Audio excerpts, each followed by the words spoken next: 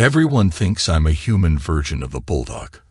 I'm pretty direct, and when I latch onto something, they compare it to a bulldog with its grip on a bone. I don't let go, and I don't give up. I follow every action to its logical end. Many think I'm the luckiest person in the world, but all I really am is prepared. In everything I do, I make sure I'm as ready as possible to achieve a positive outcome for myself. I'm more of a wolf than a bulldog combined because I examine things from every angle I can think of to identify any weaknesses in the business or person. Never underestimate the value of research, personally or professionally.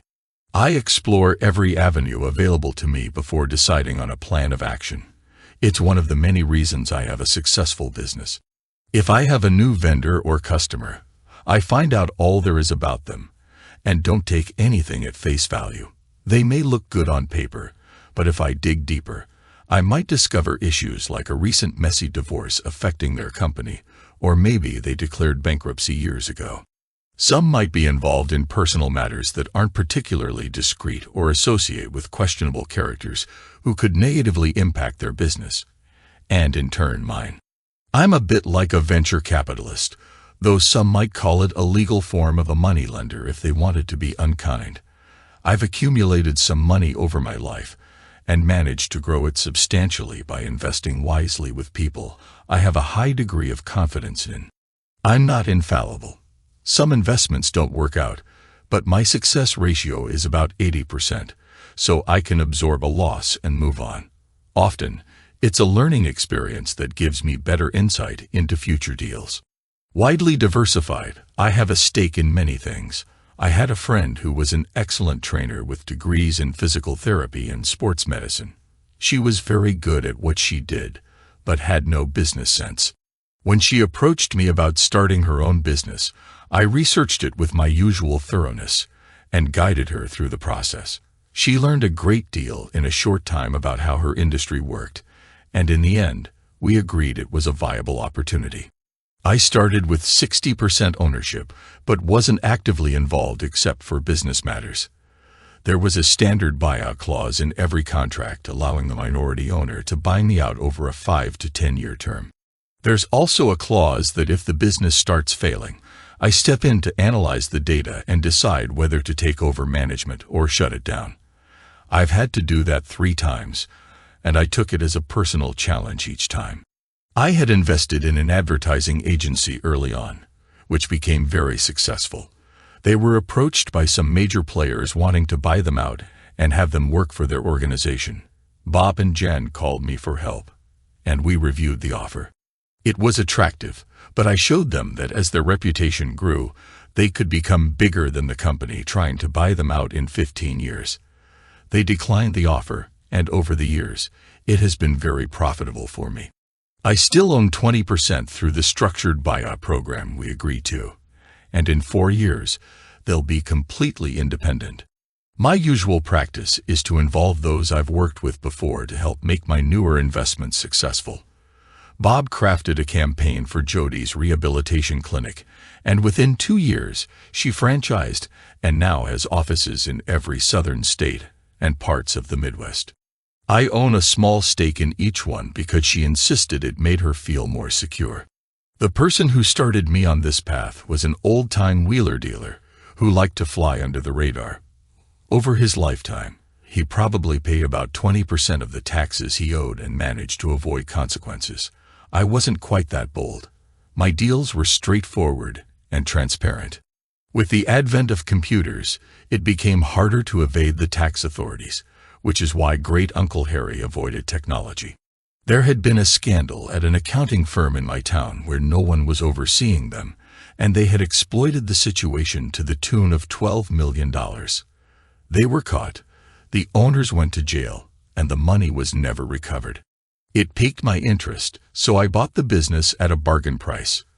The old owners were desperate to pay their lawyers, so they didn't profit from the sale. I kept 3 junior accountants who weren't involved and built the business slowly. Their core business involved ensuring that the companies I invested in adhered to ethical practices and providing expert advice when needed, usually from me. I had renamed the company, and my team managed to regain about 25% of their previous customers, leading to a noticeable increase in revenue. I offered the 3 original accountants a buyout deal at 6% a year for 10 years, which they eagerly accepted. By then, I was 32 and content with most aspects of my life. But I felt lonely. I dated frequently, but hadn't yet found the one. Harry's wife had become fed up with his numerous affairs, and significantly impacted him during their divorce. She knew more about his business than he realized, and once she was done, the IRS came knocking. The only thing that kept him from jail was my assistance. It was close, but he had to pay an estimated $214,000 in penalties and taxes. I loaned him the money to cover this, which put me under scrutiny, but my transparent practices paid off. Harry repaid me at a pre-agreed rate from his salary as one of my warehouse managers, plus additional amounts informally. By the end of his probation, he would be free of debt. This experience made me value transparency and openness. If I ever found a woman I loved enough to marry, a prenuptial agreement would be a given, with stringent penalties for infidelity from either spouse. I discussed this with my lawyer, who provided the framework for the details to be worked out when the time came. Being an only child of parents with minimal family ties, I was quite alone in the world, which made me long for a large family. I wanted at least 3 children, and would consider it a bonus if one came with a mother. I was young, not unattractive, and had enough money to make dating attractive. I had 2 serious relationships, but one ended when she couldn't accept the prenup. Despite our feelings, she turned bitter, and we drifted apart. 6 months later, she married a businessman from old money, but ended up in divorce court within 6 months, attempting to extract as much as she could. She partially succeeded but couldn't access the family money locked in a trust.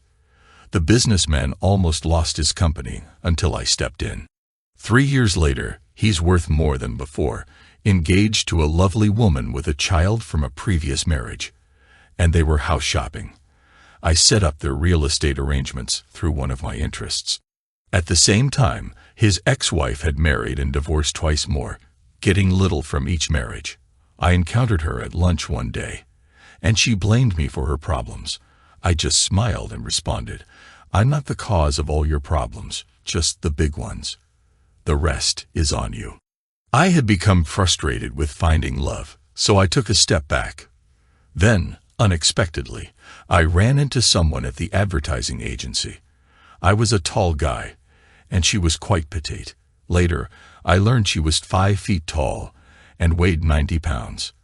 After helping her up and admiring her, I introduced myself. She initially had a sharp retort, but then noticed my friendly demeanor and relaxed. We chatted, and she mentioned my good physical shape, which I attributed to the regimen I followed, thanks to Jody, who mapped out my meals and exercise routine. I also had a fondness for craft brews, though many were disappointing because some brewers mistakenly thought higher alcohol content meant better beer. I financed the startup of my favorite brewer after sampling his homemade creations.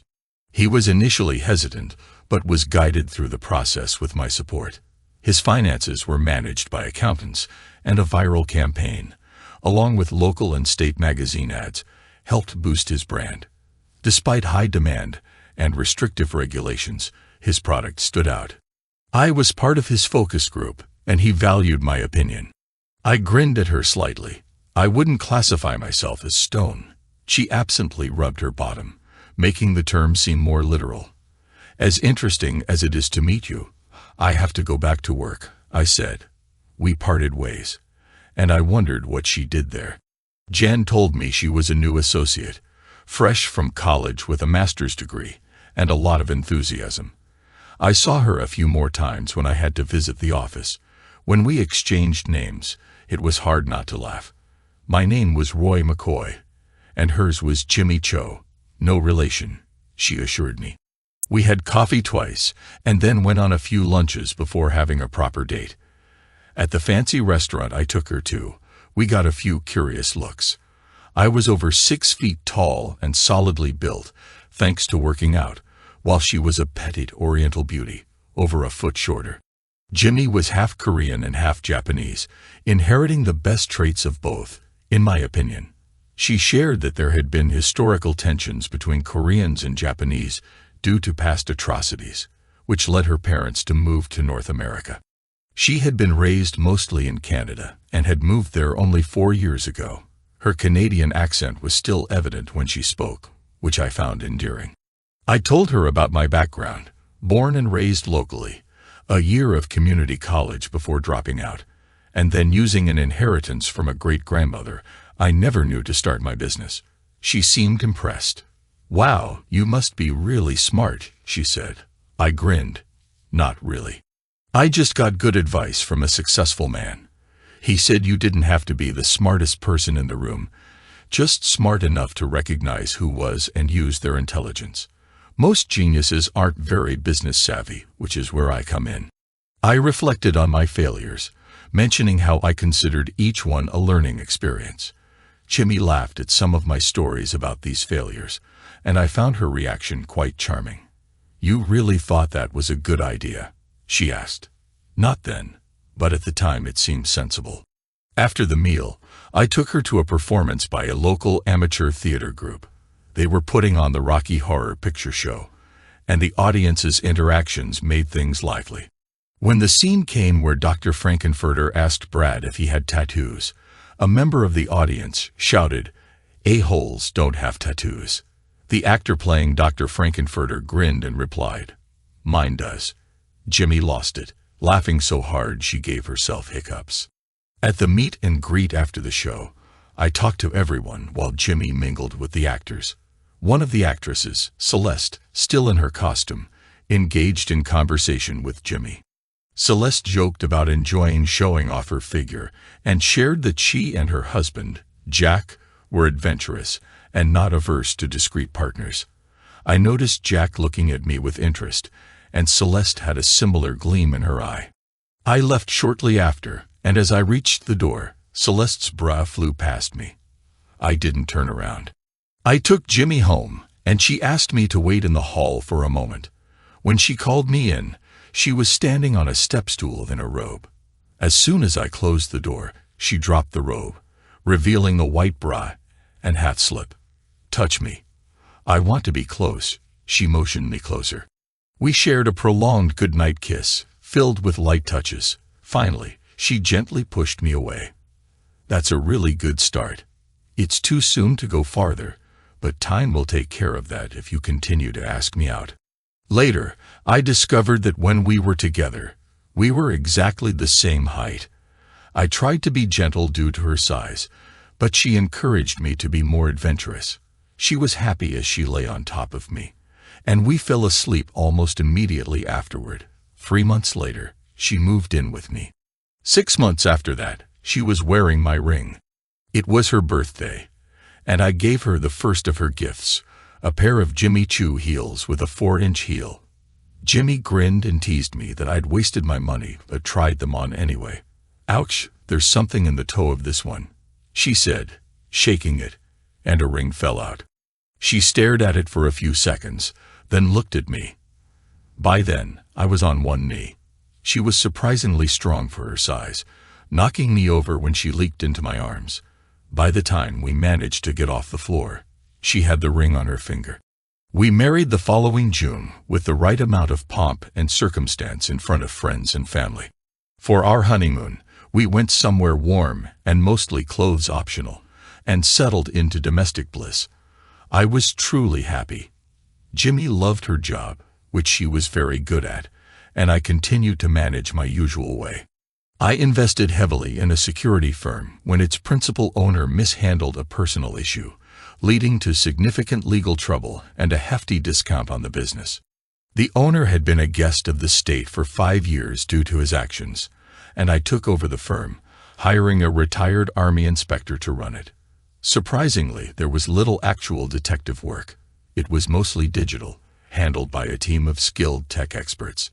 The firm focused on corporate work, including a thorough review of the businesses I was involved with. Jimmy wasn't thrilled when I presented the prenuptial agreement. We nearly didn't marry over it, but my lawyer and hers reached a compromise. I put $250,000 in a trust, adding 5% a year if the marriage ended due to my infidelity. If Jimmy was caught cheating, she would walk away with nothing but what we had accrued together. It felt more like a business transaction than a marriage. But I believed neither of us would ever cheat, so it seemed like just words on paper that we would eventually forget. For years into our marriage, I thought everything was going well. We were both fit, active people with a good circle of friends. I got into whitewater kayaking, which Jimmy tried a few times before deciding it wasn't for her. She urged me to be careful. My cousin warned me about pushing limits in dangerous rapids, advising against going alone. He didn't want to be the one to tell Jimmy that I died doing something risky. Jimmy became involved with the local theater guild. We got season passes and often brought friends along. 3 of the companies I was involved with were patrons, and I helped with set construction, while Jimmy contributed by painting and sanding. One night, just hours before a new production's opening, one of the actresses had an accident and ended up in the hospital with a broken leg. The director was panicking when he noticed Jimmy. She was nervous at first, but by the end of the final performance, she was hooked. She received praise for her natural talent and quickly moved into second lead roles. Despite the time commitment, she loved it, so I didn't complain much. I eventually expressed how much I missed our time together, and Jimmy agreed to cut back, skipping every third production. She bonded with many of the actors who became frequent guests in our home. Celeste and Jack, in particular, became good friends. Although there was flirting and innuendo when we were alone, they respected our boundaries. One day, Jimmy and I discussed Jack. I had a conversation with Jimmy about Jack and Celeste's swinging lifestyle to clarify my stance on infidelity. I told her, if you want to play around, that's fine, but be prepared for the consequences. Once it's done, there's no coming back. Jimmy seemed to come out of a daze and replied, "Of course, honey, I understand." Although she agreed, I could see a hint of disappointment in her eyes. A few weeks later, Jimmy came home from a theater guild meeting looking starry-eyed. "I got the lead," she exclaimed. I was thrilled for her and gave her a big hug and kiss. "You'll be amazing. Celeste better watch out," I teased. She giggled and said, "Jack and Phil are taking care of that." "Good for them," I said, but I couldn't help but think they might push it too far one day. It could end badly if one of them does something unforgivable. Jimmy mentioned that they were totally in love and that their unconventional lifestyle seemed to keep things exciting in their relationship. I grinned at her enthusiasm and asked, "Not reconsidering monogamy, are you?" She blushed and smiled. "Never. I like what we have just fine. In fact, why don't we head to the bedroom so I can remind you just how much I appreciate it?" The bedroom felt too far away, so I didn't wait and was on her before she could react. The next day, I made it up to her with a trip to a high-end lingerie shop. The store, a long-standing establishment with a selection far surpassing national chains, was a lot of fun. I almost laughed when the grandmotherly saleswoman gave Jimmy a tour of the fetish room, clearly excited about showing her the unique items. Jimmy picked out a chainmail bra that looked stunning on her. She said she wanted something that was impossible to tear. Our relationship was thriving, and we even started discussing having children. Jimmy, who had no siblings, wavered between wanting 3 children one day and none the next. I was on board with whatever number she chose. Meanwhile, I was working on a new project.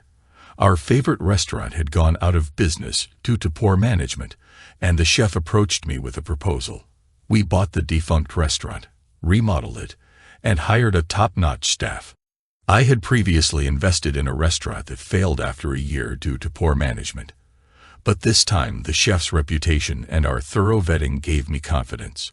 I held a 60% stake, and the chef put up a little cash in his reputation for the remaining 40%. The renovation exceeded our expectations and came in under budget.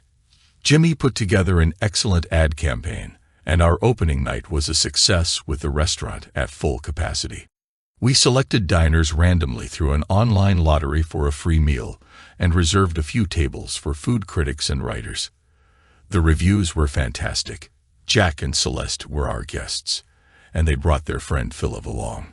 Philip was a bit full of himself, with a few local commercials and minor roles in films, but he seemed harmless and even somewhat amusing. His date, Cynthia, was one of the board members and main directors. She was about 10 years older than Philip and clearly infatuated with him, although she was also very married to a man with a reputation for being unforgiving. I wondered if her husband knew where she was. I was relieved when Celeste asked if I would join them, given that Jimmy was away for a week and wouldn't be back for another 4 days. I was feeling restless. It was so good to get out with friends. Jimmy was selling something that felt insincere to me, but I kept a neutral demeanor. It wasn't my problem, but if what I suspected was true, and Jim ever found out, Philip wouldn't be auditioning for leading man roles anymore. His facial modifications would land him in the quirky sidekick zone, and he deserved every bit of trouble coming his way. Celeste noticed my thoughts and grinned, knowing what was on my mind. We had become good friends, even better than Jack and I, and she lived her life by her own standards, which gave me no reason to judge. The food was excellent, and the conversation was stellar, except for Philip's contributions. Celeste would deliberately say things he couldn't understand and then smile as he floundered. It was mean but amusing. If looks could kill, Cynthia would have had Celeste on the ground. It oddly seemed to upset Jimmy, though she tried hard not to show it. I wondered how long it took Philip to remember his lines after such a decadent dessert and rich coffee. Jack and Philip suggested we go to a club to work off some calories. I can't, I said. I have to stay and network. Remember, Gene would have a fit if I threw him to the wolves. He can cook, but he's not great with networking. We're working on it. Celeste said, I have to stay too. I need to interview the chef, get patron reactions, and photograph some dishes in diners. I wanted to do it tonight, but I wanted to enjoy the meal from a customer's viewpoint. Do you mind if we go ahead? You guys can catch up with us later. Celeste frowned at Jack, while Philip grinned. Jimmy chimed in, would you mind? This way, I can get all the fast ones out of the way. When you get there, we can just grind on each other until we can't take it anymore. We watched them leave, and Celeste turned to me, placing a hand on my arm. It'll be fine, Roy. Nothing will happen. I grinned and asked, who are you trying to reassure, honey? Me or you? She sighed and said, Jack's been pushing the envelope lately. I thought we were in tune, but now I'm starting to worry. Celeste, I said, if it bothers you, address it openly. You're a fine woman, and Jack is a fool if he jeopardizes your relationship. You could replace him easily, but he'll never find anyone like you again. Tears welled in her eyes as she hugged me tightly. If it all falls apart, and I'm a free agent, I'll be watching Jimmy closely, waiting for her to mess up. It'll never happen. But if it does, I'll be all over you and Roy. It would be just you for as long as you'd have me. I kissed her cheek and told her she would be the first I'd turn to if things went awry. We finished our tasks and met up with Jack and Philip, who looked like they'd run a marathon. At the club, Jimmy and Cynthia were still on the floor, dancing with abandon. I was amazed because I'd never seen Jimmy like that. She twirled, saw me, and let out a happy squeal, almost knocking me over as she jumped into my arms and gave me a passionate kiss. Come on, she said.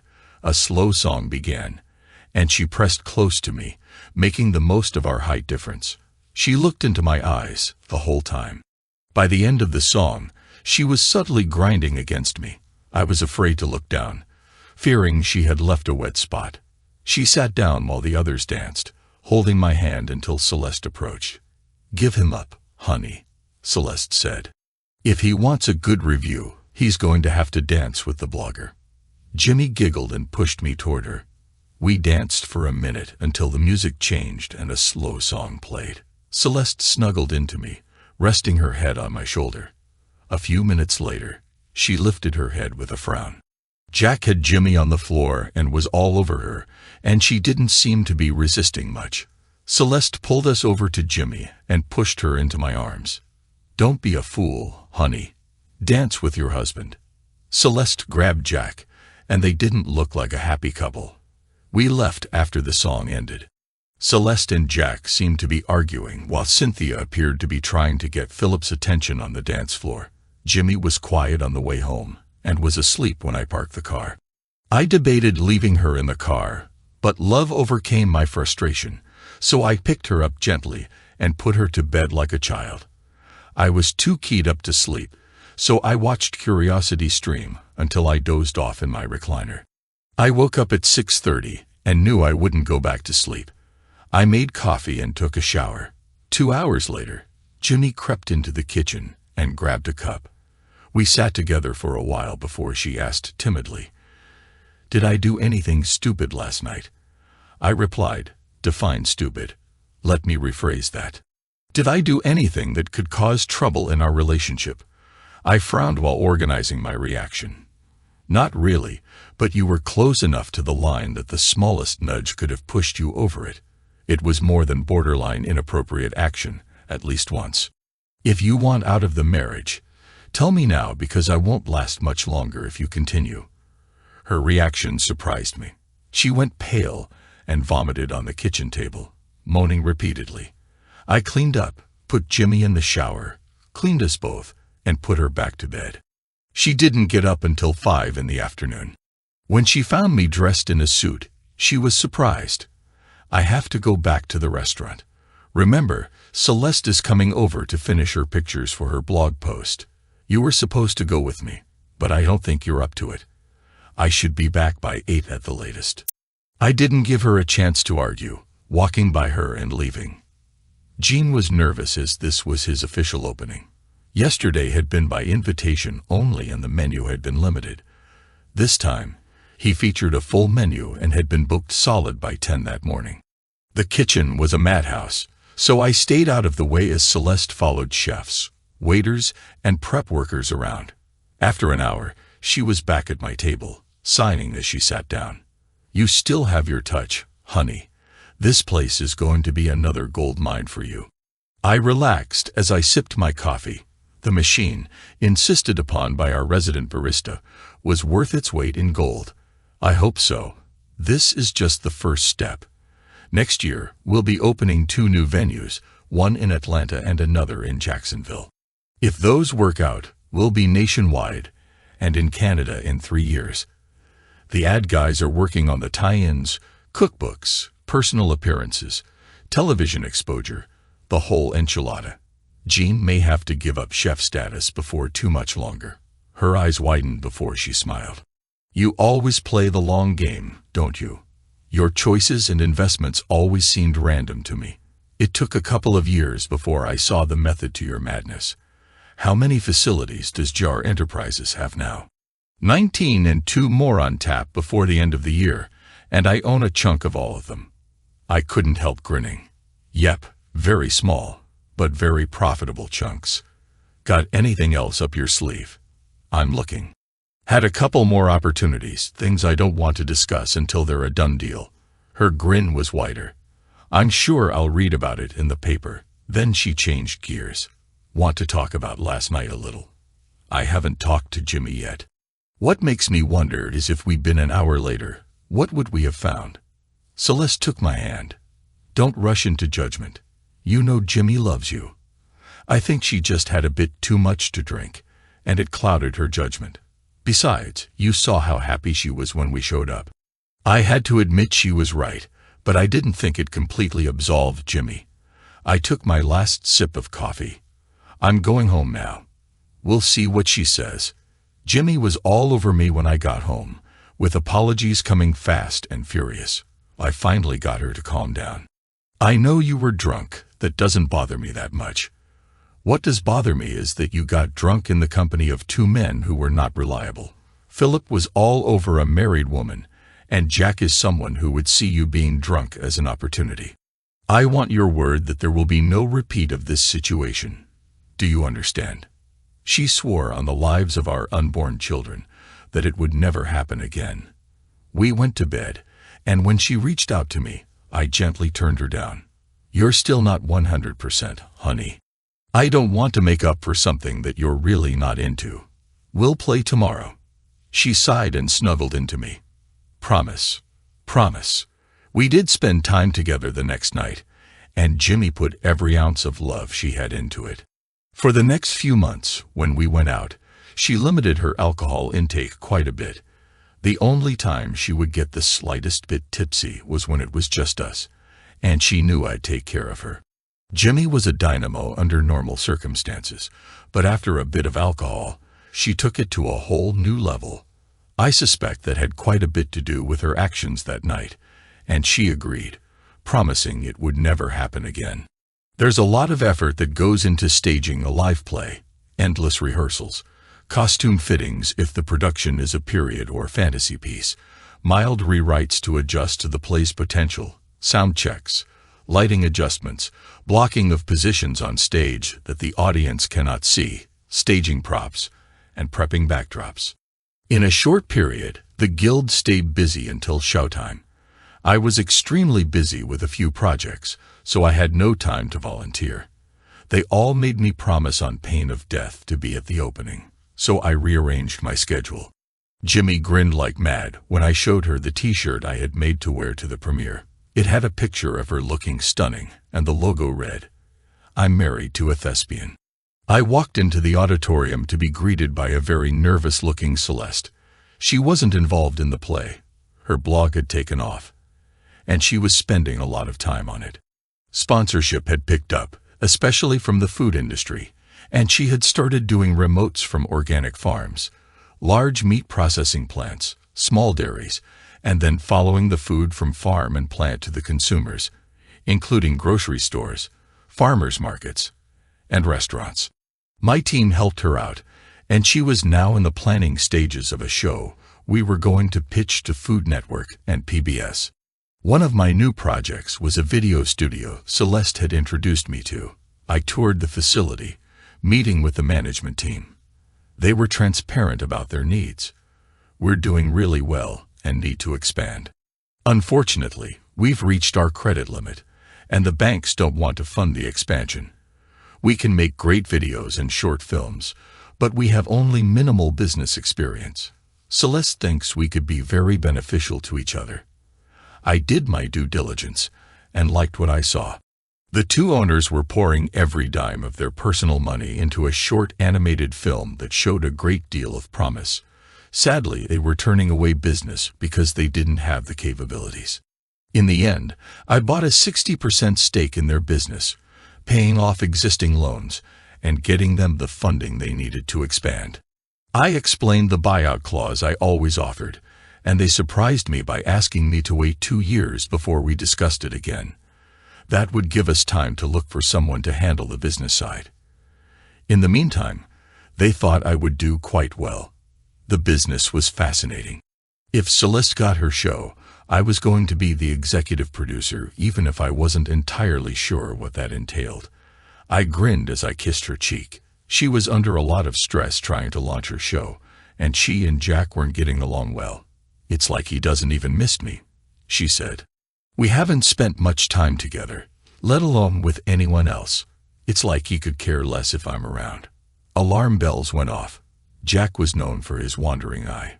If he wasn't getting attention at home, he might seek it elsewhere. I commiserated with her.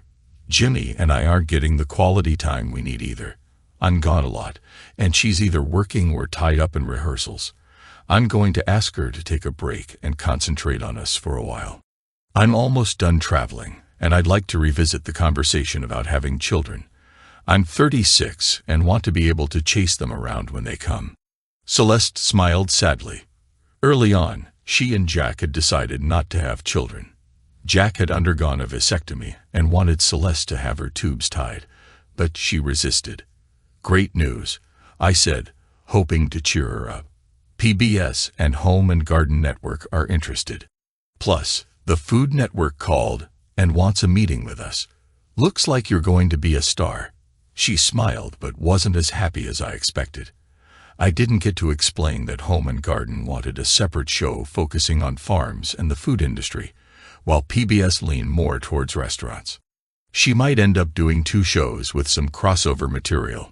Look, Roy, I need to prepare you. The show is about adultery, and originally included a bedroom scene about the cheaters' first time in bed together. I fought to have it cut and thought I was successful until Cynthia told me she put it back in just now. Please remember it's just a play, and everyone is pretending. The way she said it made me realize this wouldn't be a pleasant experience. I was more than correct. The production was well written. You could follow the angst and weakening wills. There were a few scenes where the man and woman were on opposite sides of a darkened stage, texting while messages flashed on a screen behind them. Then came the secret meetings, the touches, and the increased passion of their interactions. The lead male, Philip, played well off Jimmy, and I had to wonder how hard it was for him, as it seemed to flow naturally.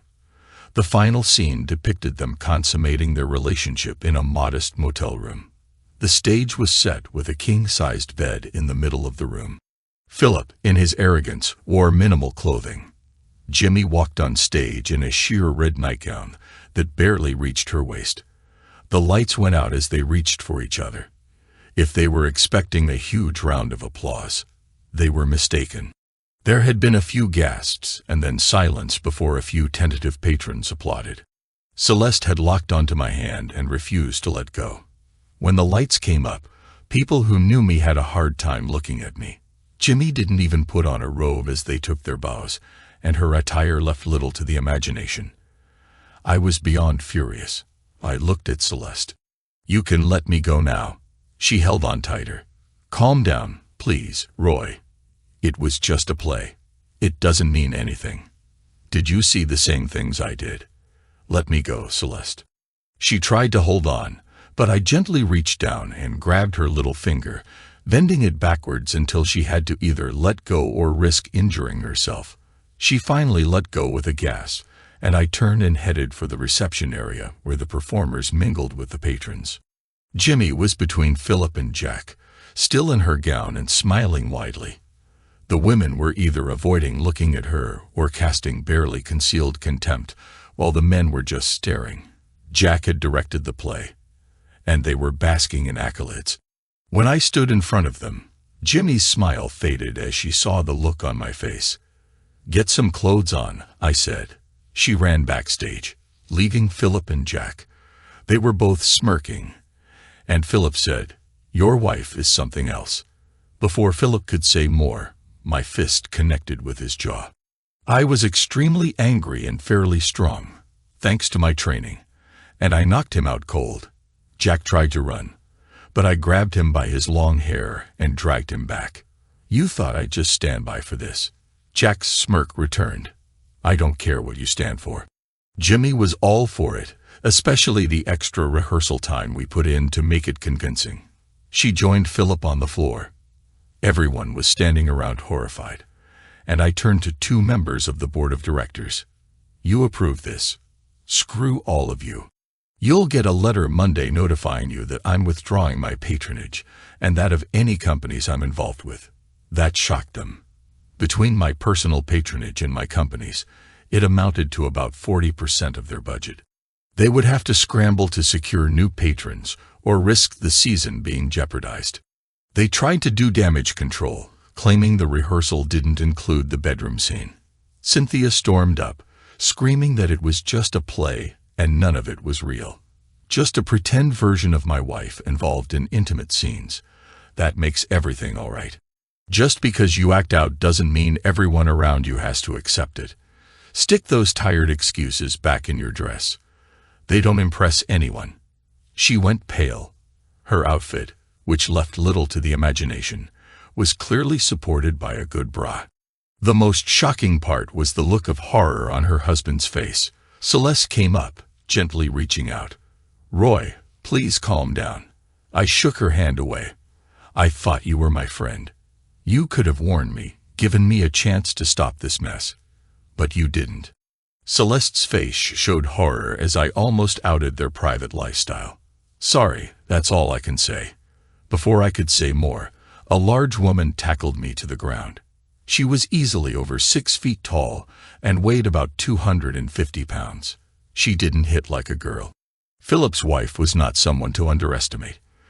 By then, the police had arrived, and both of us ended up in handcuffs. The EMTs were tending to Philip and Jack. Jack had a fat lip, but Philip had a hairline jaw fracture and wouldn't be getting speaking roles for a while. It took an hour to sort everything out. I was cooperative with the police, and since Philip was an outsider, I received the benefit of the doubt. His wife agreed to drop the charges if I let her attack on me go. Celeste had left, supporting Jack as tears rolled down her cheeks. She was the only one I felt sorry for in the whole mess. Jimmy first appeared in a robe, took in the scene, and then scurried away. Coming back later in jeans and a t-shirt, her makeup was a mess. I looked her dead in the eyes as soon as the handcuffs were off, yanking my shirt off and throwing it to the ground before she ran out of the hall, crying. I didn't see her until the next day. I looked rather odd walking into Walmart in just a suit jacket and jeans, but it was late at night, and it's Walmart. I'm sure they've seen worse. I grabbed a couple of shirts, jeans, underwear, and socks. I had no intention of going home, so I crashed at a motel in the next town over. My phone had been ringing constantly, so I put it on silent and didn't check it until mid-morning the next day. There were 30 calls from Jimmy, 5 from different board members, 1 from Philip's wife, and 2 from Celeste. I listened to a few from Jimmy. They were what I expected. It was just a play, nothing had happened, and I was blowing it out of proportion. I needed to come home so she could explain. I listened closely but never heard an apology for what she had done. I stopped after 8 and deleted the rest. The board members all echoed the same sentiment. It was just a play. They had no idea the bedroom scene had been reinserted. Jack and Philip were banned from the rest of the season, and Cynthia had been asked to resign. It seemed they were trying to make things right, so I might give them the benefit of the doubt. The message from Philip's wife was interesting. I don't know who needs to apologize here. You shouldn't have hit him so hard, and I shouldn't have reacted the way I did. I don't think anything happened, but if it did and you have proof, I'd ask that you share it. I agree the bedroom scene was in poor taste, but I think Jack and my husband feed off each other, and your wife got caught in the middle. That won't be a problem in the future. I've told him in no uncertain terms that he's done with the guild, and if he can't generate decent income from acting within the next 6 months, he'll have to get a real job. At least one person had some integrity. I called back and had a lengthy conversation. We didn't part as friends, but we weren't sworn enemies either. It was more difficult talking to Celeste when she answered. I started speaking so she wouldn't have a chance to interrupt. Look, I'm sorry about last night. I was pretty upset and may have overreacted. Your lifestyle is your business as long as it doesn't affect mine. I like you a lot, but you have some decisions to make. Decisions I don't think will include Jack in the long run. If I see him again anytime soon, he might end up with another injury. I'd prefer you not cut me out of your life, but if you have to, I'll understand. When I finished, there was silence. Then she started talking. You've hurt me, Roy.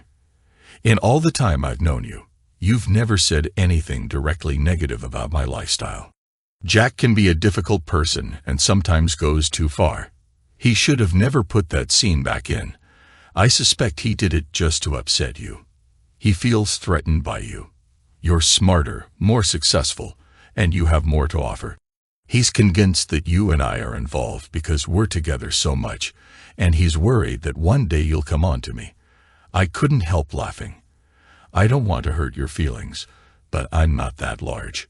Jack isn't that small. And if we ever got together, I'd make sure it was meaningful and respectful. If we continued, I imagine it would be something special. I could almost feel her blush. I have to go now. Call me later if you want to discuss the show options. At least one bridge was mended. Jimmy was a different story.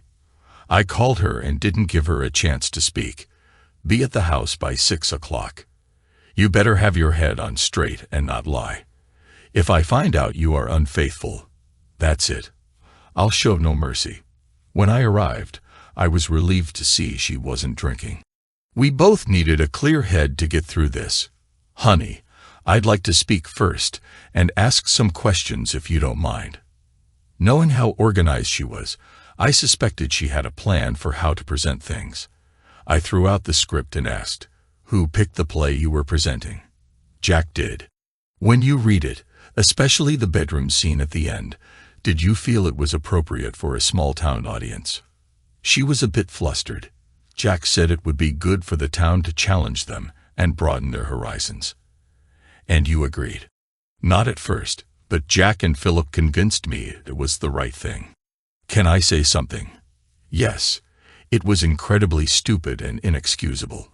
The Guild has received a lot of negative feedback since that night. 17 season ticket holders have demanded refunds, and 2 corporate sponsors have canceled their support. This could be the end of local theater." I was having a hard time feeling much empathy for them. "Please, Roy, you don't have to forgive Jack or Philip or even me, but you love that theater. Think carefully before you destroy it. They might never recover." She was right. But at the time, I didn't care. "Did you get involved with them?" "No, not at all." "Did you think about it? Did your rehearsals ever get a bit out of hand? Look me in the eye and tell me nothing inappropriate happened. Most of all, explain why you thought it would be acceptable to perform in minimal attire and then do the curtain call without dressing." There was a lot of sobbing. Instead of comforting her, I waited until she composed herself. Jack didn't tell me until just before the curtain went up that the scene was back in. Jack and Philip gave me the costume and assured me that the lights would be dimmed before I went on stage. But Jack just pushed me onto the stage, leaving me with no choice but to perform. I understand that the show must go on, but when Jack told you the bedroom scene was back in, why didn't you refuse to do it? When Jack pressured you, you could have stepped back. I think you were excited and chose to go along with it, even though you knew it would embarrass and upset me. If you had put on a robe for the curtain call, I might have overlooked it, but you didn't. You walked out there in minimal attire, making it clear to everyone in town what you looked like. I was exhausted and decided we were done talking. Jimmy's reaction was intense. She screamed and threw herself at me, pleading and crying. I held her until she passed out, feeling her snuggle deeper into my arms. Did I still love her? Yes. Did I think I could get over what she did? Maybe. The next morning, she woke up to the smell of coffee. She came to the table wearing one of my old t-shirts, her black hair a tousled mess. To me, she had never looked prettier. She talked for half the morning, revealing many things. She admitted to being scared of having children and jealous of Celeste. Jack had exploited that jealousy, telling her it was fine if I slept with his wife, and that he'd be happy to reciprocate. Philip had also encouraged her by praising her attractiveness and suggesting she deserved better. She swore nothing had happened between them, but admitted there had been inappropriate behavior. I was shocked when she confessed that since we fell in love, she'd often worried that I would realize I was married to someone with whom I was unhappy and who might not meet my standards. It was a long road back. We attended counseling together, and Jimmy went to therapy on her own. In the end, I could understand how it could have happened given her mindset and falling into the hands of manipulative individuals, but I still thought her love for me and common sense should have prevailed. The theater guild nearly collapsed. There were no more performances that season. The last 3 plays were canceled. Cynthia got divorced in a very ugly situation, and Philip was named in a lawsuit for alienation of affection. He didn't have much of a defense, and Cynthia's ex-husband pressured him to testify, which led to a messy revelation of Philip's and Cynthia's activities. Philip's wife, deeply embarrassed and fed up with his infidelity, also divorced him. Philip had the nerve to ask for support despite being unemployed, but the judge dismissed his claim, stating the job market was favorable for someone with his experience. Almost a year later, Celeste and the new board of directors from the old theater guild visited me. If Celeste hadn't personally asked, I would have refused. I wasn't one to hold grudges, but there were many promises made about oversight of both material and personnel. They nearly begged me to accept a seat on the board. Celeste's appeal convinced me, so I agreed and helped prepare for a new season, one focused on children's plays. I even participated in one, playing a role in a juvenile version of Into the Woods, which the local critic praised. During this period, Celeste became the artistic director, carefully choosing and directing productions, which made her happy. She tried for a few months to reconcile with Jack, but eventually divorced him. He did not take it well, and had to be threatened with a restraining order. Celeste and I were together frequently due to business, and Jimmy and I did our best to support her. I insisted Jimmy spend more time with me, and she often accompanied me on business trips, especially when they involved Celeste. Celeste signed on with the Food Network for a 13-episode series visiting restaurants in the Southeast. One episode took her to California and another to Vancouver. We didn't go to California, but turned the trip to Canada into a vacation. Celeste was dating a senior producer from the production team, and the four of us had a great time. Jimmy traveled with Celeste as her ad executive, and she managed her career excellently. Home and Garden approached us about the other show we pitched, and we worked out a deal where she would do 10 shows a year for them and 20 for the Food Network, leaving her about 10 weeks a year for vacations and personal appearances. The remaining weeks would be her time for relaxation. There were even discussions about writing a book or two as companion pieces. The production company was thriving. The team finished an animated short they had been working on for a couple of years, which was nominated for an Oscar. While it didn't win, it brought them significant recognition and job offers. Feeling I had done all I could for them, I started looking for new projects.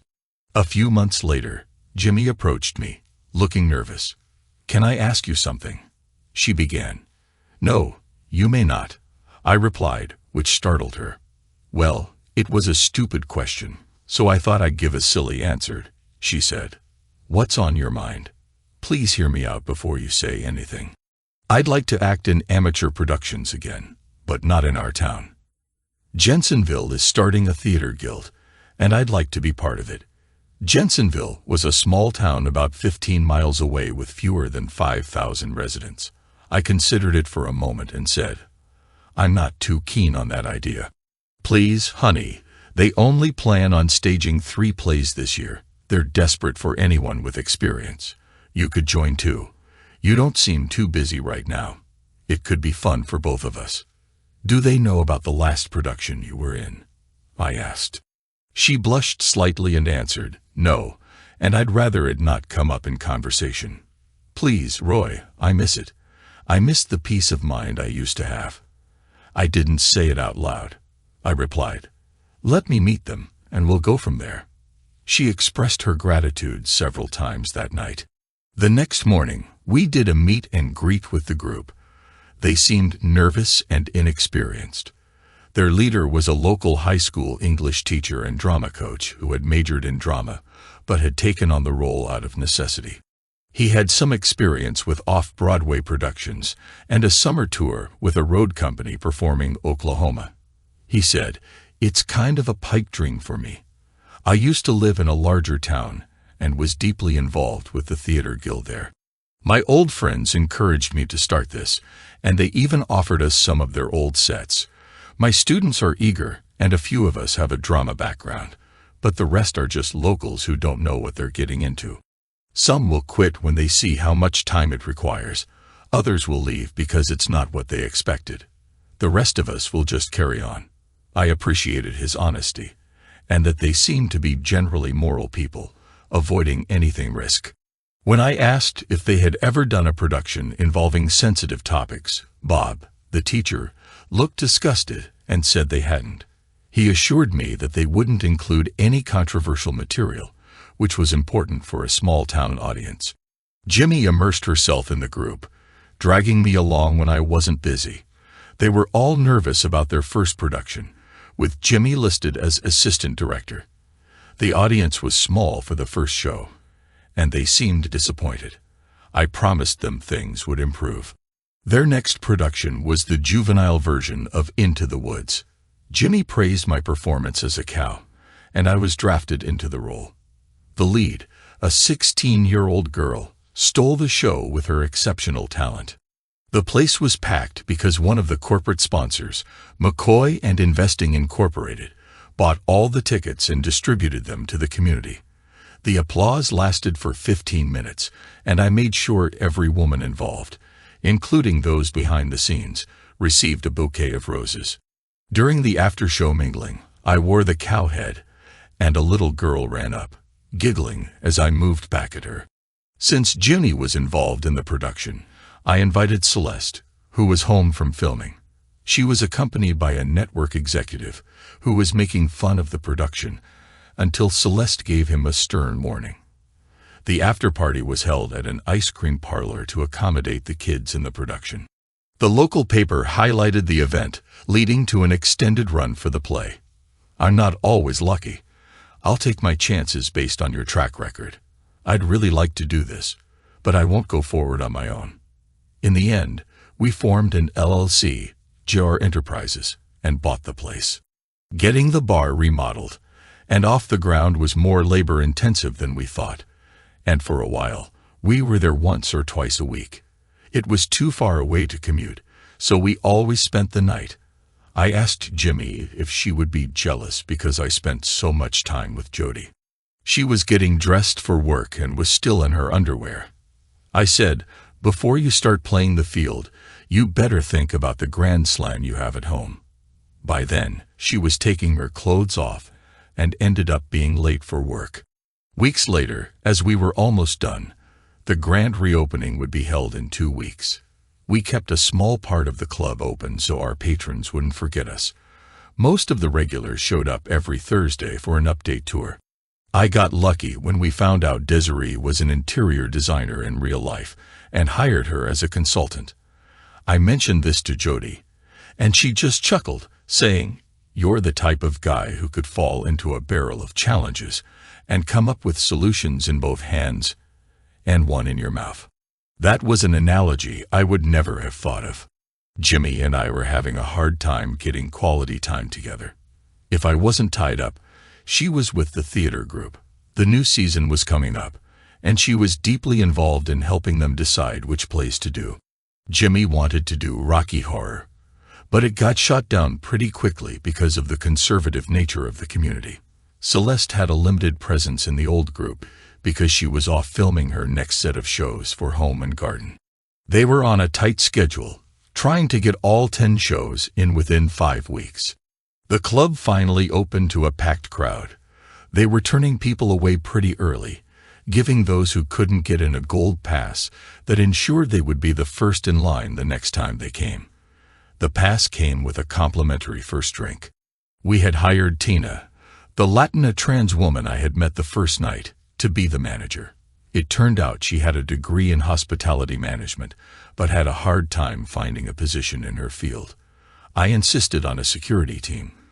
5 men and 3 women, all trained in their fields. 2 worked the club, 2 patrolled the parking lot, and 1 monitored everything on cameras in their office. All were wired and could converge in moments in case of an incident.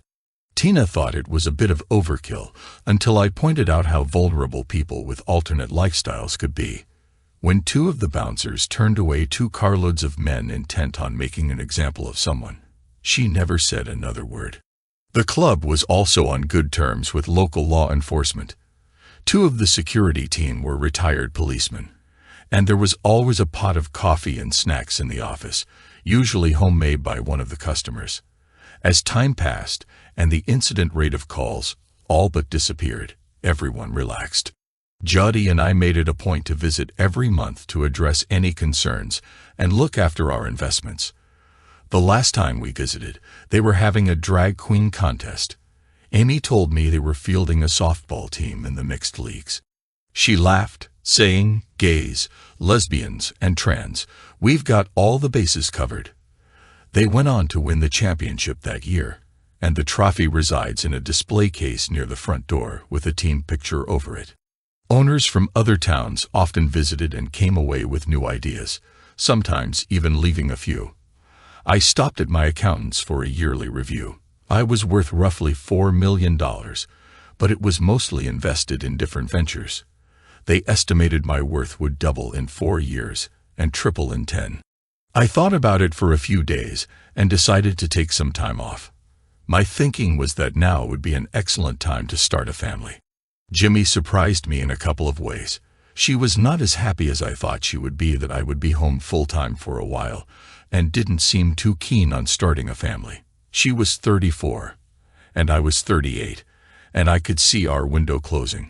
My world started unraveling a month later when I attended a performance and saw a familiar face in the crowd. It looked a lot like Jack, but the guy disappeared before I could get close. Then I saw another familiar face in the playbill, Philip. His bio said he was a local businessman and former professional actor who enjoyed participating in theatrics. My stomach was rolling when I joined Jimmy in their post-production mingle. She read my mood, stayed quiet, and never moved unless I did. It wasn't until we were on the way home that I brought it up. "So, when were you going to tell me Philip had joined your troupe?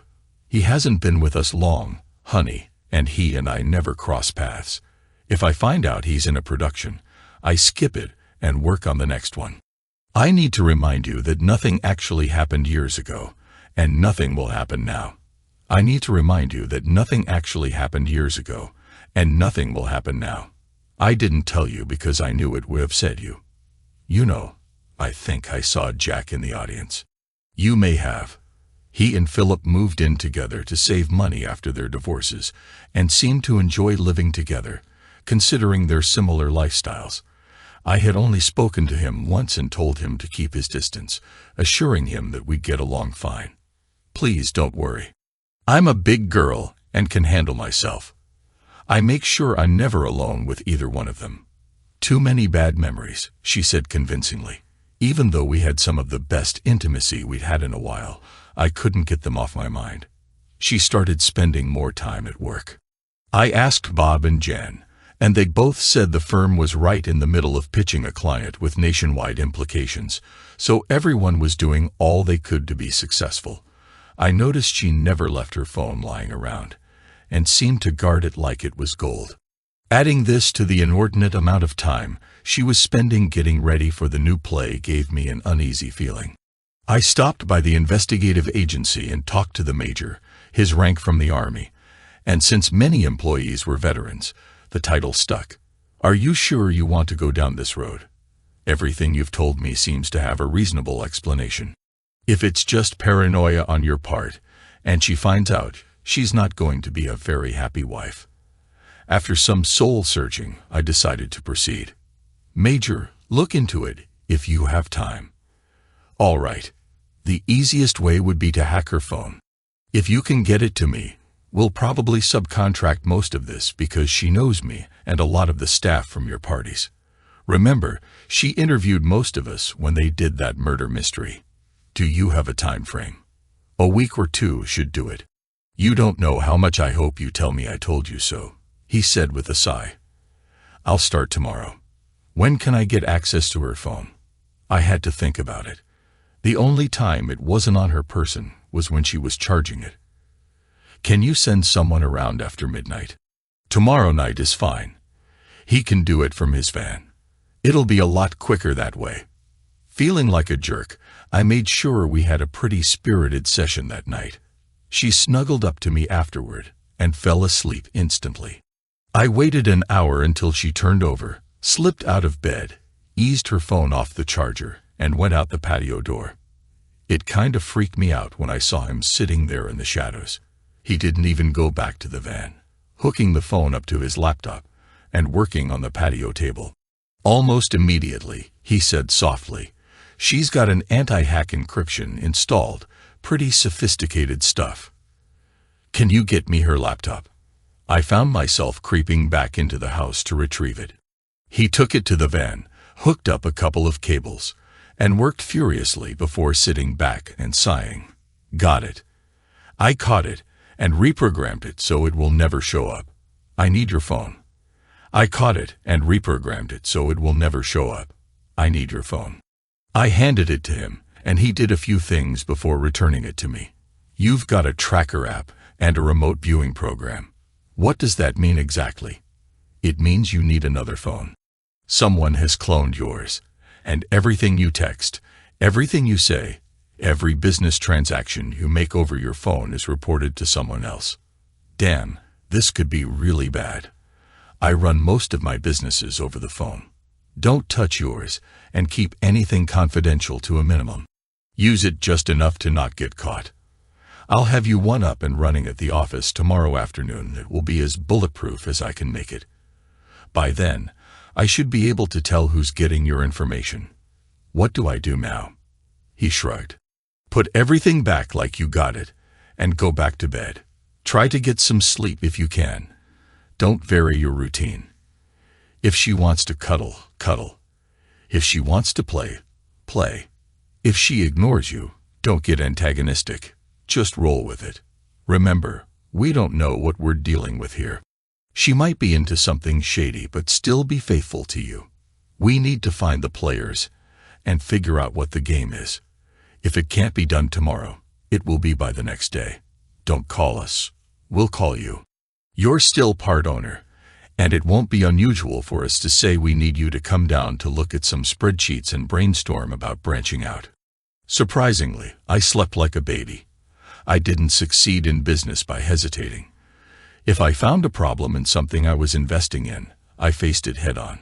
I was deeply saddened to think that the most important investment in my life was about to be proven worthless. They called 2 days later. Jimmy heard me answer the phone and asked what I was talking about. The major wants me to come by and talk about branching out. She smirked. Let me guess, he's found a new way of peeking in windows to get the goods. I grinned and watched her squirm at my reply. Nobody does that much anymore unless the client wants live pictures. Pretty much everything now is done by computer and social media. Most agencies worth their salt have 1 or 2 tech experts who can overcome security codes and get past firewalls with ease. The major doesn't need help in that area. He wants me to consider letting him add a personal security division, bodyguards, escorts, extra club security when high-profile guests are present, that sort of thing. It could be very profitable. They've got their pitch together and want to present it. Knowing Jason, there will probably be a PowerPoint presentation. Want to come with me? She wrinkled her nose. No, it sounds boring as hell. Besides, I have a guild meeting and might be late. I surprised her with my response. Aren't you always lately? I won't wait up. I was out the door before she could say more. The major met me at the door, not smiling. Jason had his headphones on, and when he looked up and saw me, he handed me a piece of paper. The first thing I heard was Jimmy saying, "No fun and games tonight, boys. Roy is a little ticked about the time I'm spending here. I can only justify so much." A male voice, later identified as Jack, started whining. Damn it, I was looking for a little fun tonight. I still remembered Philip's voice as he spoke calmly. Calm down, Jack. We can wait. We're almost in. When we get there, we all disappear to the Cayman for a very enjoyable life. Jimmy giggled. At least you two can console each other. I'm also feeling frisky and intend to keep Roy calm and relaxed.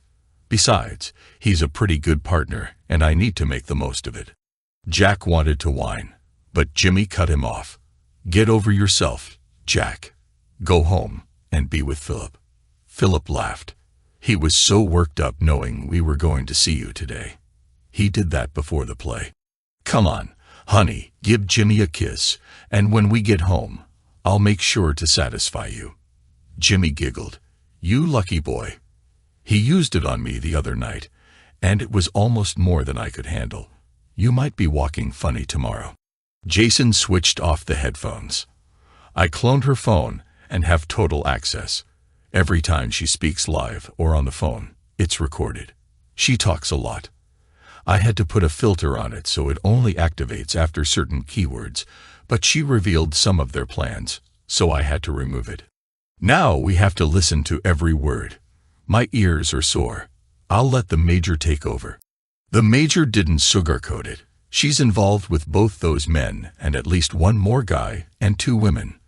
We have names and bios on all of them, but need to identify the last male partner. We'll have that by tomorrow. I was shocked. Why? I asked. I thought she loved me. She does, I think. She still does, but from what I heard, she doesn't want to ruin you. However, she does want all your ready cash, including the prenup trust fund you established. There was $300,000 in it, plus about $40,000 in her checking account. My investment capital is a little over $600,000, so if she got it all, it would come up just shy of $1 million. $1 million is a lot of money, but in the grand scheme, it won't last her a lifetime. It seems you've rubbed off on her.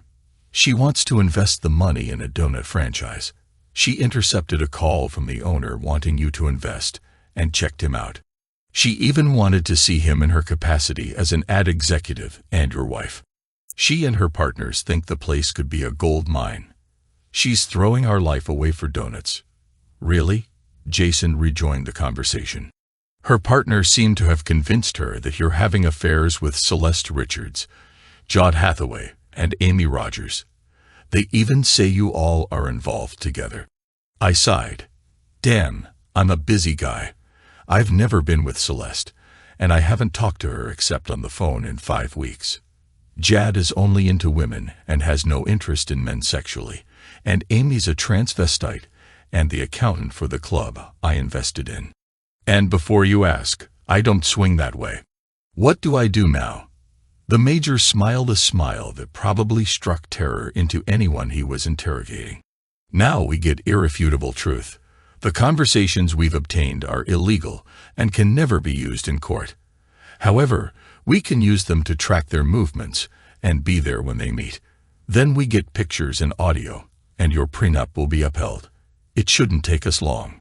You need to go on a trip for a couple of days soon. We also need to wire your house with audio and video recorders. I don't think they're dumb enough to do it in your house, but you never know. Tomorrow is Thursday. You can do it while she's at work. I'll tell her tonight that I have to be out of town Friday and may not return until Sunday.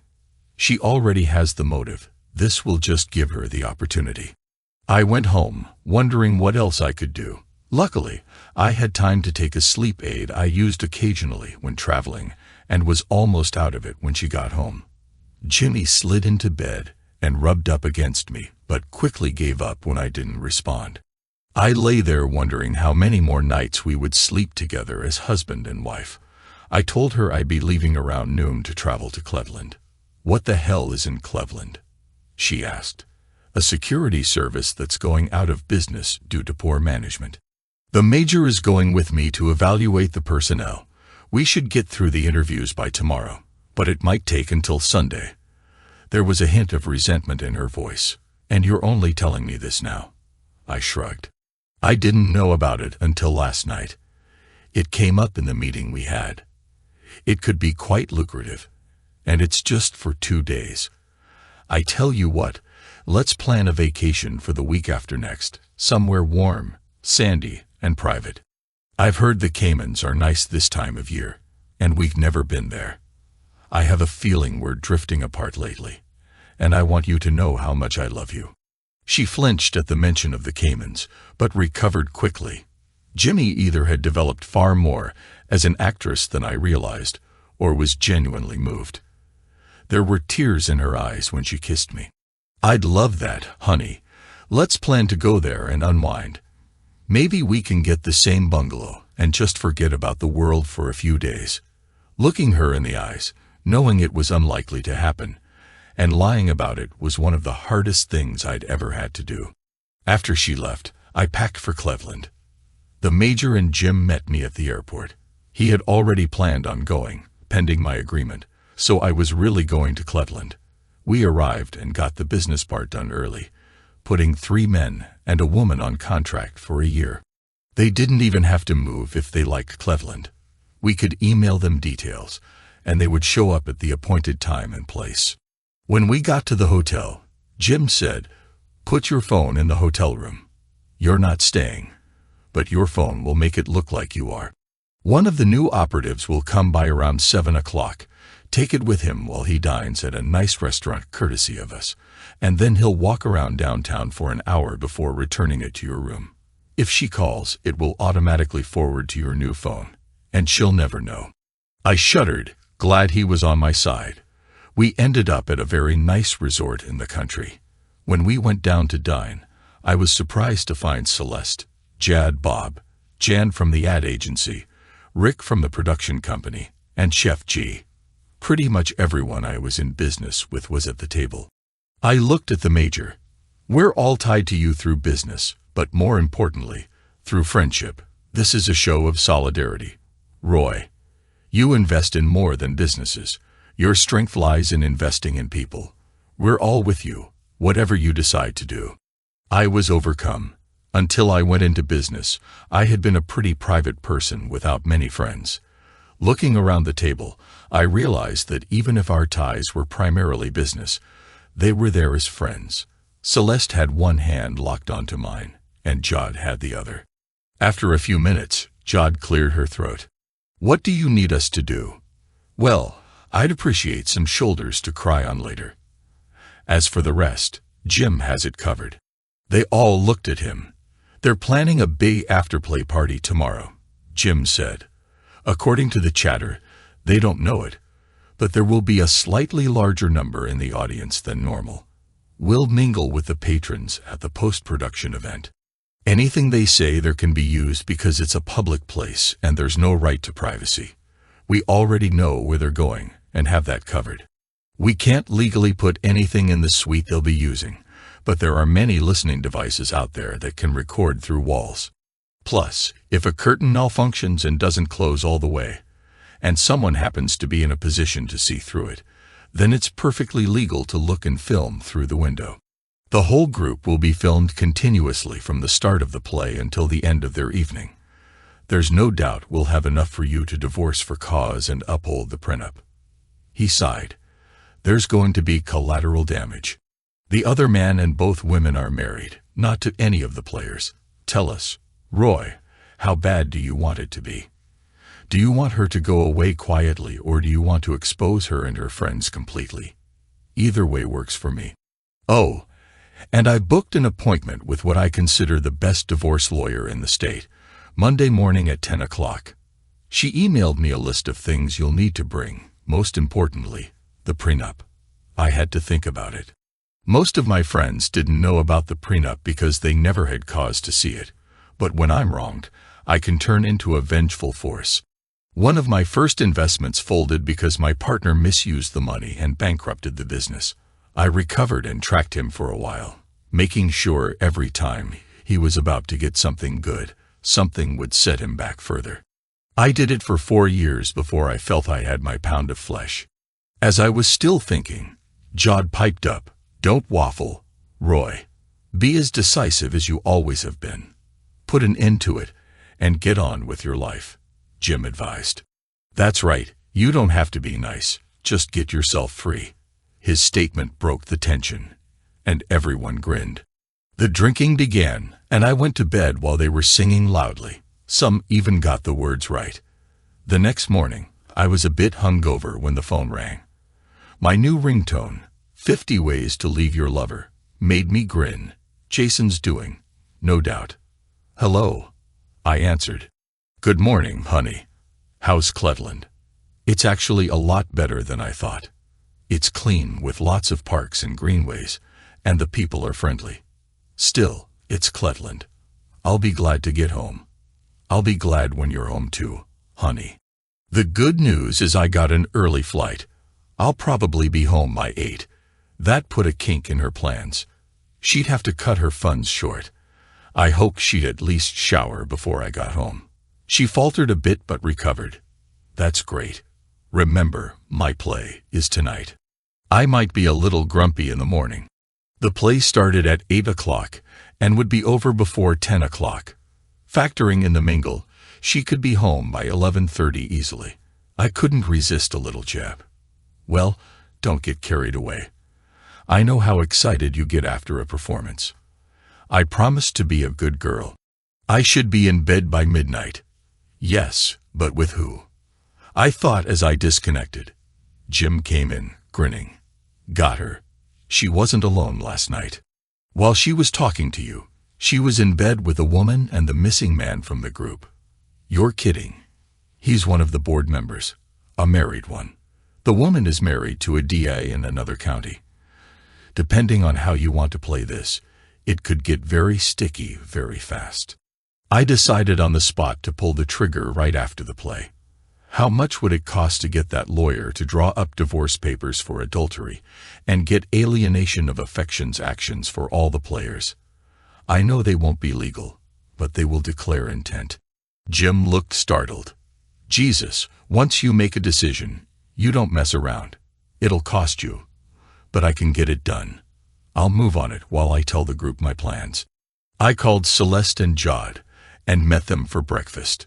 Jod seemed a bit shocked, but Celeste just smiled. Poor Jimmy, all this time, and she still doesn't know who she was married to. This will destroy all of them, and probably the guilt. I doubt they can recover from a second scandal. After this, I'll help them get started up again. But I'll make sure they know it's the last time. Most of us flew home together, and by the time we landed, they had their own plan. All were going to be there for moral support. Jim was bringing in a few of the new bodyguards to keep it as civil as possible. I hung out at the agency, listening to the phone chatter. Jimmy seemed to have last-minute doubts. I think I'll skip tonight. Roy's coming home early, and I can't afford to raise his suspicions. That led to a flurry of calls among the conspirators. Most wanted her to come, while the DA's wife urged her not to. You're showing good sense, girl. No need to mess up our plans. We'll have plenty of time later. Then she giggled. Besides, it'll be more for me and Janice. Break a leg tonight. None of the group knew her plans except Philip and Jack. Still going to burn them all. You play, you pay. Jason stopped by, grinning. Found your friend Philip.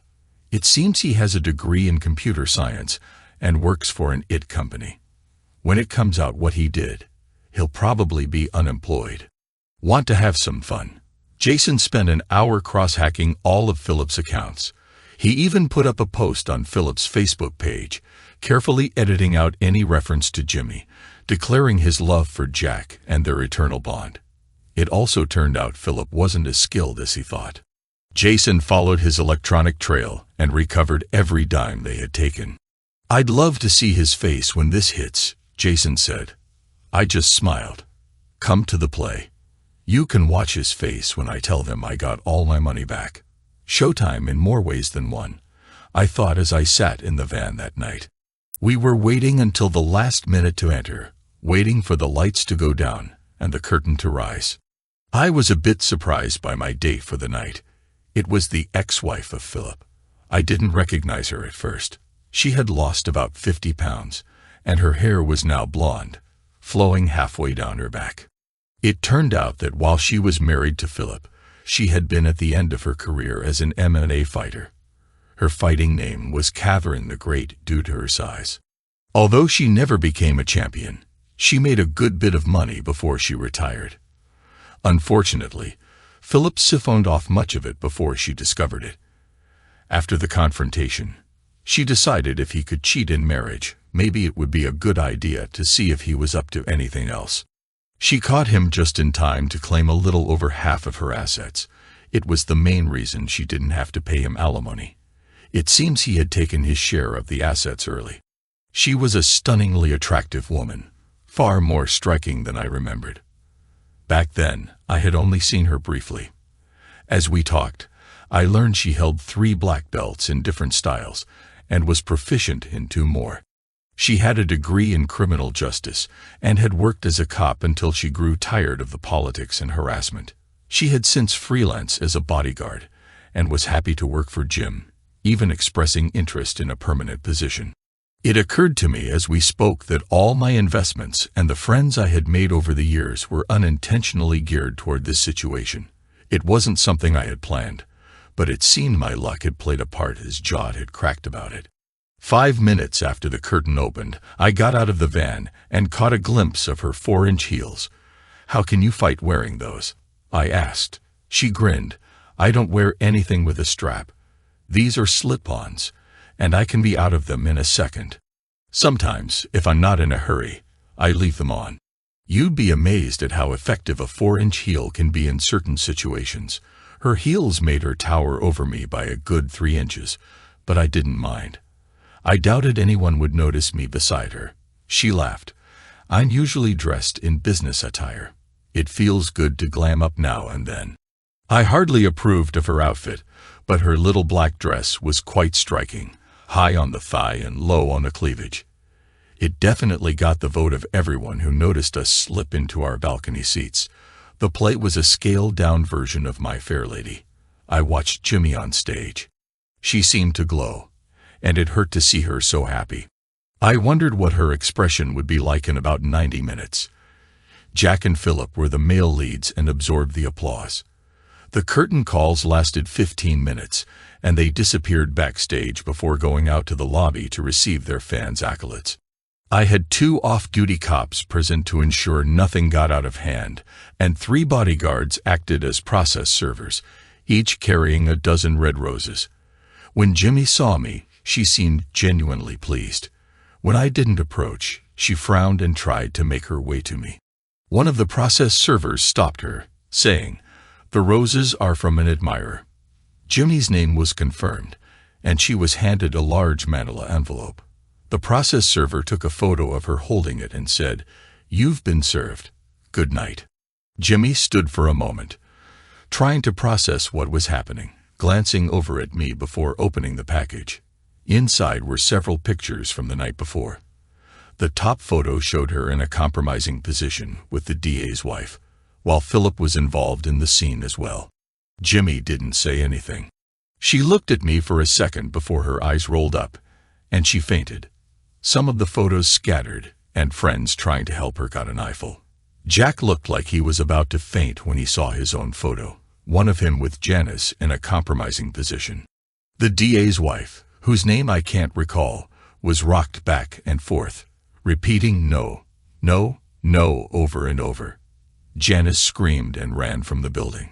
Philip's reaction was the most interesting. Along with the lawsuit papers, there was a note detailing a package for the DA, outlining all his illegal activities. He dropped the envelope and looked around wildly before settling on me. "I'm going to kill you," he charged full speed, only to be met by and heeled to his groin. It looked every bit as painful as she said. He fell to the ground, whimpering and holding his groin, reached down, grabbed a handful of his hair, and dragged him half upright. She grinned in his face. "Hi, honey. Missed me?" Then she gave him an elbow strike to the face. It was a bit overboard, but our lawyer argued it was just the adrenaline of the moment, and she thought he made a threatening move towards her client.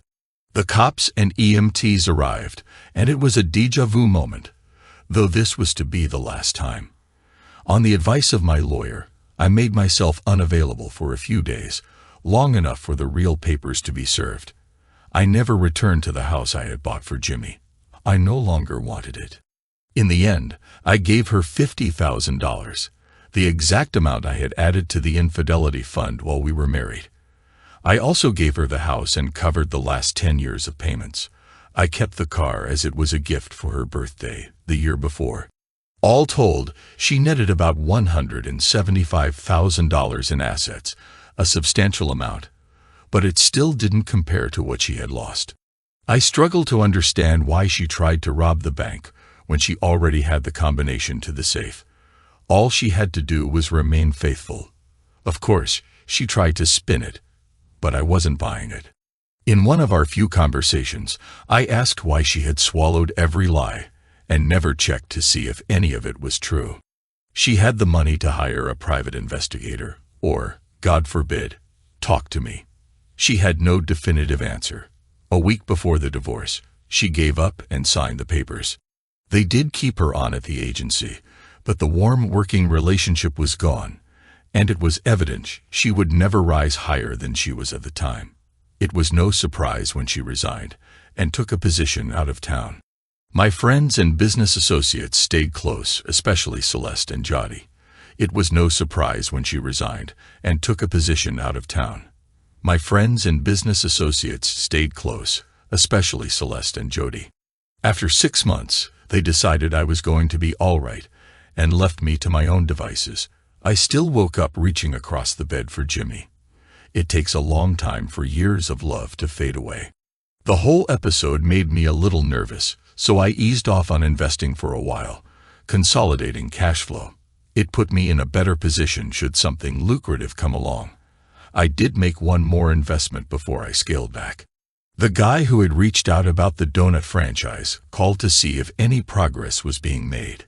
He seemed devastated when I gave him an abridged version of what had happened. His response was to ship 8 different flavors of his donuts, 3 dozen of each, to my office. They were piled in front of the door when I arrived. I gathered as many people as I could for a taste test, and they all agreed they were the best they had ever tasted. Even Jody, health-conscious as she was, tried to sneak a dozen out as she left. My favorite was a molasses donut, which seemed to have instant artery hardening capabilities and contained at least 2 million calories, but I couldn't stop eating them. The guy was from Louisiana, so I flew down to look over his operation. He had one shop in a small town, and it took me 40 minutes to get in the door because of the customers. I got a donut and a surprisingly good cup of coffee, another Louisiana product, heavily blended with chicory. When things eased up, I introduced myself. The counter manager turned out to be his daughter, who called out, "Pops, the money man is here." The owner bustled from the back, soaked in sweat, wearing a collapsed paper hat. He was about 53, a Cajun from a small parish no one had heard of. His speech was hard to follow, but he beamed with enthusiasm and was impossible not to like. I tried to talk business, but he stopped me. "I make the donuts. My daughter handles the business end. She thinks we could go statewide, maybe 4 or 5 more shops. You should talk to her.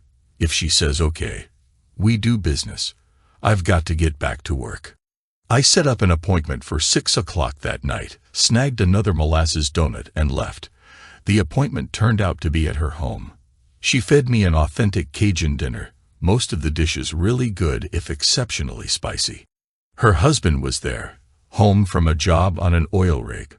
She had 3 children, ages 3 to 13, all girls. After the dishes were cleared, and we all had cups of the coffee I was getting addicted to, we hashed things out. The first thing I wanted to know was how he came up with the recipes and what made them taste so much better. Pops makes his own flavorings from vanilla on up. He makes most of it in 50-gallon food-grade drums, and they have to sit at least a year. If we go into business together, we'll have to find somewhere to produce in volume. That could be a problem with the startup. We have enough to run 3 stores for a year, besides ours right now. When I mentioned 3 stores for a test market, she nearly fainted. "You have no idea how original your donuts taste. My vision is to have one in every city in the state with a population of over 20,000. I thought we'd branch out to Texas, Alabama, and Georgia until we cover the South. I figure in 10 years, we could be nationwide, maybe even international in select markets." How does that sound? It sounds like too much. I don't know if my dad will go for that. We can talk to him and see. It took about a month to convince him to go with my proposal. Since I was shouldering the financial burden, I got the lion's share of the profits.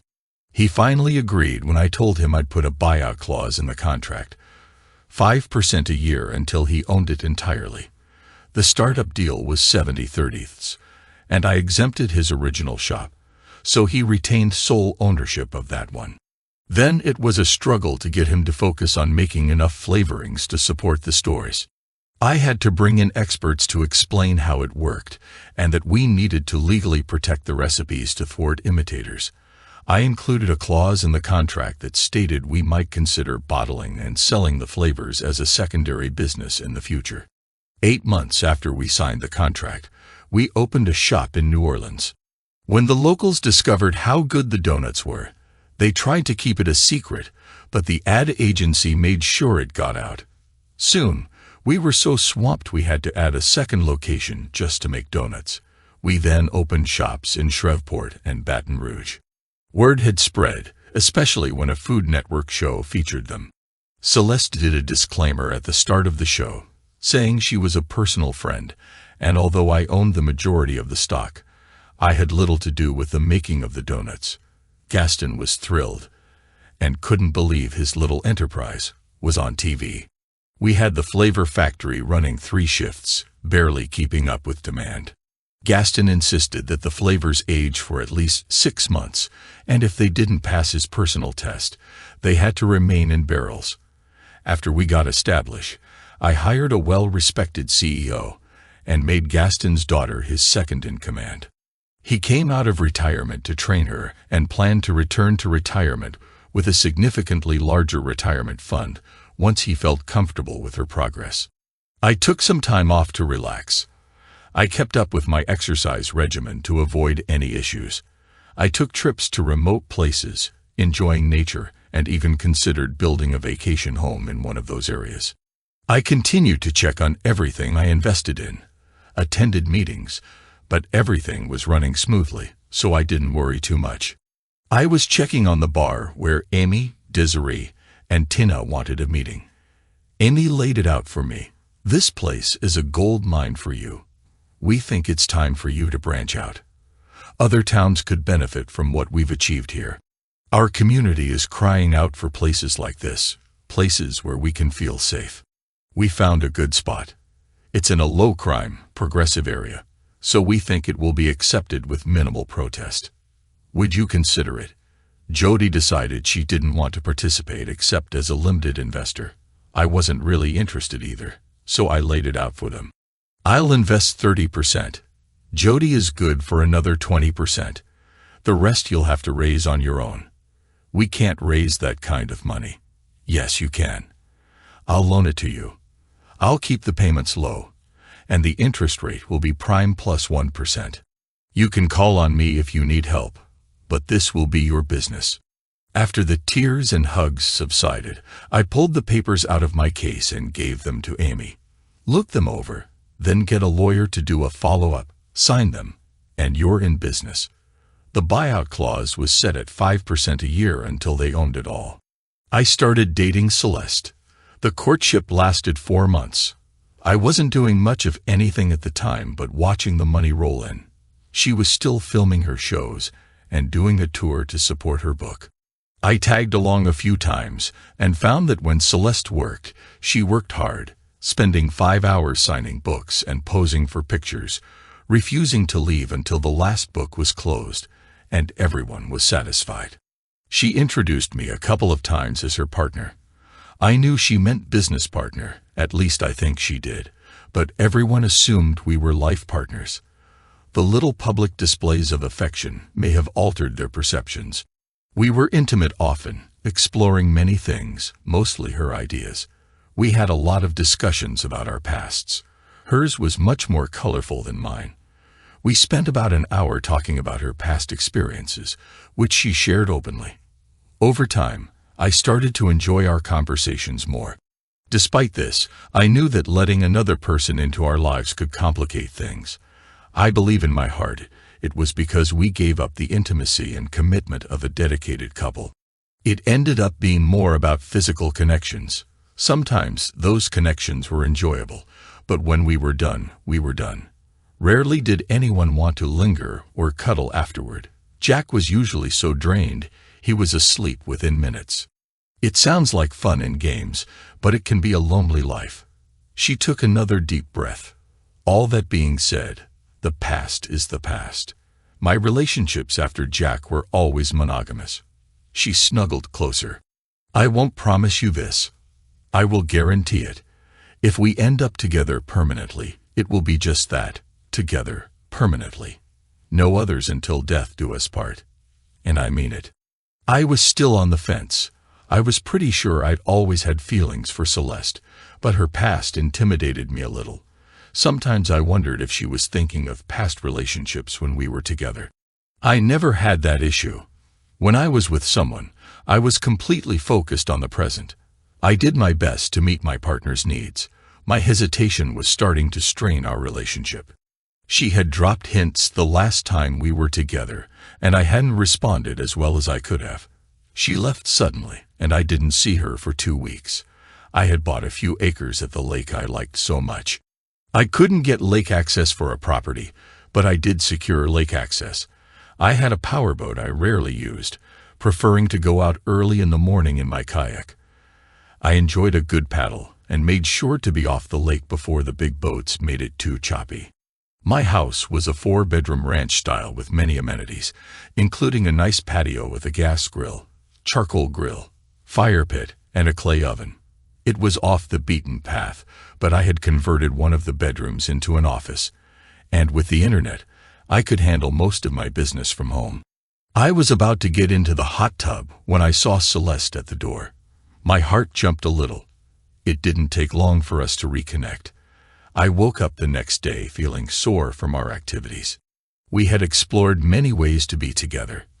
I woke with Celeste's head on my chest and her body pressed against mine. I looked down and grinned. I walked over to my wall safe, keyed in the combination, and pulled out a little box. I opened it and called out, "Celeste, honey, wake up." She groaned and opened one eye. I hoped the ring looked impressive close to her face. "I've reached a decision, honey. If you'll have me, I'd like." She was on me so quickly that we ended up in a tangle of covers on the floor. Celeste took pictures with her phone and posted the decent ones immediately. Within 30 minutes, our phones were lighting up. I was going through the wedding cards and found one with no name on it. "I always knew you and Celeste would end up together. It is my hope she makes you happy. Best wishes, Jimmy." Jimmy had disappeared for a while after leaving the agency. When she reappeared, she was with a new partner. They were swingers, which lasted about 6 months. She vanished again, and when she returned, she started her own agency. Her old bosses would farm out small jobs to her, and she brought them in to help on larger projects. She married a man she met while working on his campaign. After a year of dating, they married and now have a little girl. Jack disappeared after being served for alienation of affection. She could find out where he is if she wanted, but she had no reason to. Philip fared the worst. I didn't press charges, as I would have had to charge Jimmy too. She was never the mastermind, just a capable but insecure woman. They managed to get about $20,000, and I got it all back. I sent a detailed account to his bosses, who fired him instantly and made the reason for his termination known. No reputable firm would touch him. He went dark web for a while, seizing unprotected computers and ransoming them. He eventually hacked a major business, and the owners used all their resources to find him. When they did, they turned him over to the authorities. He received 7 years and was a month from parole when he got into an altercation with another inmate. He ended up having to serve his full sentence plus an additional 18 months. I wondered occasionally how he was faring in prison with his slight form and pretty face. I bet he adapted to whatever role he was assigned. Celeste saw me with the card and asked who it was from. I tossed it into the trash. "An old business associate." "You're grinning. What's up?" "I'm 10 days late. I'll be getting one of those home kits tomorrow." "Well then, good for us."